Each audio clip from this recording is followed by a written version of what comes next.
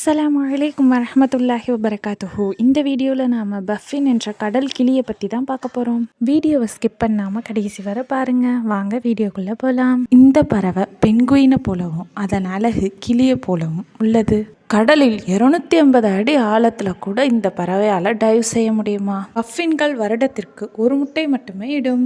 ஒரு பஃபின் மணிக்கு 55 மைல் வேகத்தில் பறக்கின்றன. உலகில் உள்ள பஃபின்களில் 60% ஐஸ்லாந்தில் உள்ளன. ஒரே நேரத்தில் தனது வாயில் பல சிறிய மீன்களை வைத்திருக்கும் திறன் கொண்ட பறவைகளில் பஃபின்களும் ஒன்றாகும்.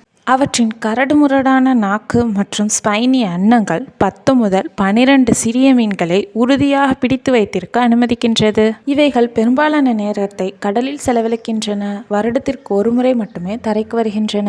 ஒரு முயலை பொறாமைப்பட வைக்கும் அளவிற்கு துளைகளை தோண்டுகின்றன. அந்த துளை 1 மீட்டர் நீளம் கொண்டவை. இந்த பஃபின் பறவை ஒரு தார மனம் கொண்டவை. இதனுடைய அழகு குளிர்காலத்தில் மேற்தோல் உதிர்ந்து மங்கியதாக காணப்படும். ஆனால் வசந்த காலத்தில் இதனுடைய அழகு பளிச்சென்று ஆரஞ்சு நிறத்தில் தெரியும். இந்த பஃபின் பறவை நீச்சல் அடிப்பதில் மிகவும் திறமையானவர்கள்.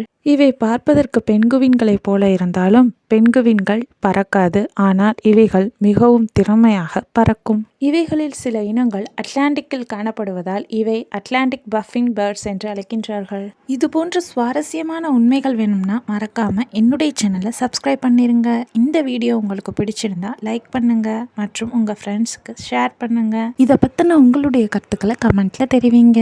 தேங்க்ஸ் ஃபார் வாட்சிங். அஸ்ஸலாமு அலைக்கும் வரஹ்மத்துல்லாஹி வபரகாத்துஹு.